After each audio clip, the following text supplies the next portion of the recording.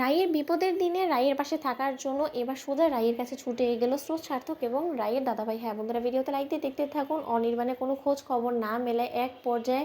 একা পড়ে যাওয়ার রাই যখন কোনো উপায় না খুঁজে পায়, ঠিক সেই সময় স্রোতকে ফোন করে অঝরে কাঁদতে থাকে রাই এবং বলতে থাকে যে স্রোত, আমার সব শেষ হয়ে গিয়েছে, অনির্বাণকে কোথাও খুঁজে পাওয়া যাচ্ছে না, তন্ন তন্ন করে অনির্বাণকে খোঁজা সত্ত্বেও কোথাও কেউ আমাকে অনির্বাণ সম্পর্কে কোনো নিউজ দিতে পারছে না, অনির্বাণ আমাকে ফেলে রেখে কোথায় চলে গেল বল না স্রোত। ঠিক সেই সময় স্রোত বলতে থাকে, দিদিভাই এরকম করে তুই চোখের জল ফেললে কী করে হবে বলতো, তুই আগে আমাকে খুলে বল কী হয়েছে, অনির্বাণ দাদাভাইকে খুঁজে পাওয়া যাচ্ছে না মানে। আর যাই হোক না কেন, অনির্বাণ দাদাভাই তো কোনো ছেলে মানুষ না যে ও সে হঠাৎ করে তোর সাথে দুষ্টুমি করার জন্য কোথাও গিয়ে লুকিয়ে পড়বে বলতো, তোর নিশ্চয়ই কোথাও একটা ভুল হচ্ছে। ঠিক সেই সময় রাই বলতে থাকে যে না রে স্রোত, না আমার কোথাও ভুল হচ্ছে না, অনেক খোঁজা করেছি, ইভেন কি আমাদের হোটেলের স্টাফ থেকে শুরু করে ম্যানেজমেন্টের সকল লোকেরা মিলে অবধি আমার সাথে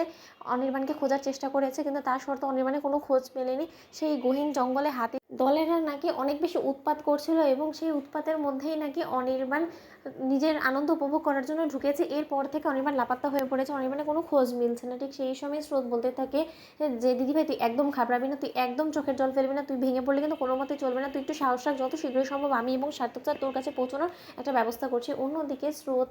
যখন রাইয়ের দাদাভাইকে ফোন করে বলতে থাকে যে দাদাভাই, রাই দিদিভাইয়ের অনেক বড় একটা বিপদ হয়ে গিয়েছে, অনির্বাণ দাদাভাইকে কোথাও খুঁজে পাওয়া যাচ্ছে না, যত শীঘ্রই সম্ভব আমাদেরকে রাই দিদিভাইয়ের কাছে পৌঁছতে হবে। ঠিক সেই সময় রাইয়ের দাদাভাই বলতে থাকে যে ঠিক আছে স্রোত, তুই যত শীঘ্রই সম্ভব সেখানে পৌঁছো, আমি আমার মতো করে সেখানে পৌঁছানোর একটা ব্যবস্থা করছি। তখন রাইয়ের বৌমনি বলতে থাকে যে কী ব্যাপার বিক্রম, তুমি কোনো কিছু না বলে কোথায় চললে বলো তো, কী হয়েছে নাকি, রাইয়ের আবার কোনো নতুন করে বিপদ হয়েছে। ঠিক সেই সময় নীলু আনি পেতে বলতে থাকে যে যা দাদাভাই যা, নির্ঘাত তোর কথা শুনে আমার এটাই মনে হচ্ছে যে অনির্বাণ দাদাভাইয়ের কোনো একটা বিপদ হয়েছে, কারণ আর যাই হোক না কেন রাই দিদিভাই যে কতটা অপয়া এবার তার পরিবার হারে হারে টের পাবে। অনির্বাণ দাদাভাইয়ের সাথে খুব শখ করে রাই দিদিভাই তুই মধুচর নেমে গিয়েছিস, তাই এবার তোর সকল আনন্দ কী করে বিষাদের ছায়ায় ঢেকে যায় সেটাই আমি দেখবো, এবার আমার প্রতিশোধ নেওয়াটা পূরণ হয়ে যাবে, আমার কোনো কিছু না করাতেই তোর স্বামী চিরকালের জন্য তোর কাছ থেকে হারিয়ে গেল, এবার তুই বুঝবি, হারে হারে টের পাবি।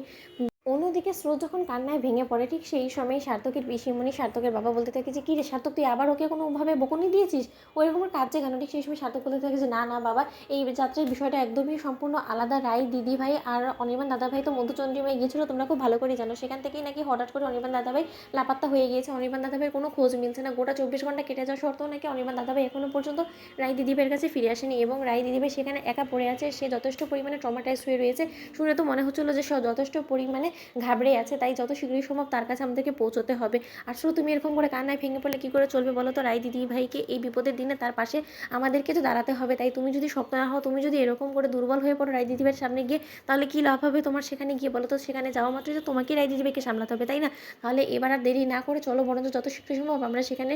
উদ্দেশ্যে রওনা হই। তো বন্ধুরা, ভিডিওটি ভালো লেগে থাকলে অবশ্যই লাইক কমেন্ট শেয়ার করে সাবস্ক্রাইব করতে ভুলো না।